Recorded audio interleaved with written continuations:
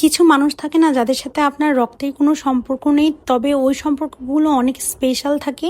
আজকে একটা দাওয়াত হোস্ট করলাম আর কার জন্য এত আয়োজন করলাম সবকিছু থাকছে আজকে ব্লগে। আসসালামু আলাইকুম, সবাইকে ওয়েলকাম করছি আমার নতুন একটা ডেইলি ব্লগ নিয়ে। আমার জানা মতে সবাই দাওয়াতের ব্লগ দেখতে খুব বেশি পছন্দ করে, সো আজকের ব্লগটা তোমাদের কাছে আশা করি ভালো লাগবে। তো শুরুতে আমি আগে থেকে দাওয়াতের জন্য চিকেন আর বিফটা ম্যারিনেট করে রেখে দিয়েছি ফ্রিজে। তো এখানে আমি জাস্ট টক দই আর মরিচের গুঁড়া আর হালকা একটু রসুনের বাটা দিয়েছি। আর বিফের মধ্যেও সেম, আমি বিফের মধ্যে শুধু টক দই, মরিচ আর একটু ধনিয়া জিরার গুঁড়া দিয়েছি। ম্যারিনেশন করে আমি নর্মাল ফ্রিজে সারা রাতের জন্য রেখে দিয়েছি। আর এভাবে ম্যারিনেশন করে রেখে দিলে অনেক তাড়াতাড়ি বিফটা সেদ্ধ হয়ে যায় আর খেতেও অনেক মজার জুসি হয়ে থাকে। তো এক পাশে এখানে আমি বিফ চড়িয়ে দিয়েছি আর অন্য পাশে ভেজিটেবলের জন্য পানি বসিয়ে দিয়েছি। ভেজিটেবল গুলো আগে সেদ্ধ করে নিতে হবে। তোমরা তো জানোই চাইনিজ ভেজিটেবল এভাবে বানাতে হয়, আগে ভেজিটেবল গুলো সেদ্ধ করে তারপরে একটু হালকা বাটারের মধ্যে আমি বানিয়ে নিয়েছি ভেজিটেবলটা। তো এটার রেসিপিটা আমি শেয়ার করলাম না আজকে। রেসিপি যদি চাও আমাকে অবশ্যই কমেন্ট করে জানাতে পারো। তো এরপর আমি এখানে রোস্টের জন্য মশলাটা ভালো করে কষিয়ে নিচ্ছিলাম। আর ওই দিন রোস্টের মধ্যে এই রাঁধুনের গরম মশলাটা ইউজ করেছি।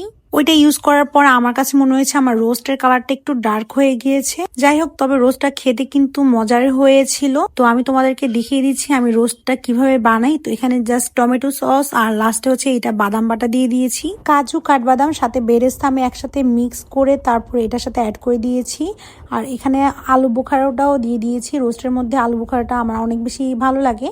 আর লাস্টে কাঁচামরিচ, কেওড়া জল আর একটু চিনি দিয়ে দিয়েছি। সবার লাস্টে আমি ঘিটা দিয়ে দিয়েছি। এভাবে আমি ঘরোয়া মশলা দিয়ে আর কি রোস্টটা বানিয়ে থাকি। তো কেমন হয়েছে অবশ্যই কমেন্ট করে জানাতে পারো। দেন ঝটপট আমি আবার অন্য পাশে চিংড়ির মালাইকারি বানিয়ে নিচ্ছিলাম। আর চিংড়ির মালাইকারি কিন্তু আমার অনেক বেশি ভালো লাগে। তো এখানে লাস্টের দিকে ঘি, কাঁচামরিচ আর একটু বাদাম বাটা দিয়ে দিয়েছিলাম। তবে ওই দিন তাড়াহুড়ো করে রান্নার কারণে আমার চিংড়ি মাছের মধ্যে হালকা একটু লবণ বেশি হয়ে গিয়েছে। এরপর আমি লাস্টে লেবুটা অ্যাড করে দিয়েছি। আর এই সব রান্না বান্না করতে করতে আমার বিকাল 4টার মতো বেজে গিয়েছিল। এরপর শাওয়ার নিয়ে হালকা একটু রেস্ট নিয়েছি। এরপরেই ওরা চলে এসেছে আর ওদেরকে সন্ধ্যার দিকে আমি নাস্তাও দিয়ে দিয়েছি। আর আমরা সবাই মিলে গল্প আড্ডা করছিলাম, সেই সাথে চাও খেয়ে নিয়েছিলাম। এরপর তুলির জন্য একটা গিফট এনেছি, যেহেতু ও একবারে চলে যাচ্ছে দেশের বাইরে, আর কবে না কবে দেখা হয়। তো এই জন্য একটা গিফট আমি নিয়ে এসেছিলাম, ওইটা ওকে দিচ্ছিলাম। তো ও খুবই পছন্দ করেছে, ওর জন্য একটা পার্স নিয়ে এসেছিলাম আমি। যারা আমার আগে ব্লগগুলো দেখে থাকো তারা তো চেনোই তুলিকে, যারা চেনো না তাদের জন্য আবার ছোট্ট করে একটু বলে দিচ্ছি। ও আমার ভার্সিটির ছোট বোন আর আমার ফ্রেন্ডের ওয়াইফ। ওদের সাথে আমার রক্তের কোনো সম্পর্ক না থাকলে ওদের সাথে আমি অনেক ক্লোজ। প্রায় ওদের সাথে আমি ঘুরতে যেতাম বা ফোনে কথা বলতাম। তো যাই হোক, আমার অনেকই খারাপ লাগছিল। ওরা দুজন এখন বাইরে সেটেল হয়ে গিয়েছে।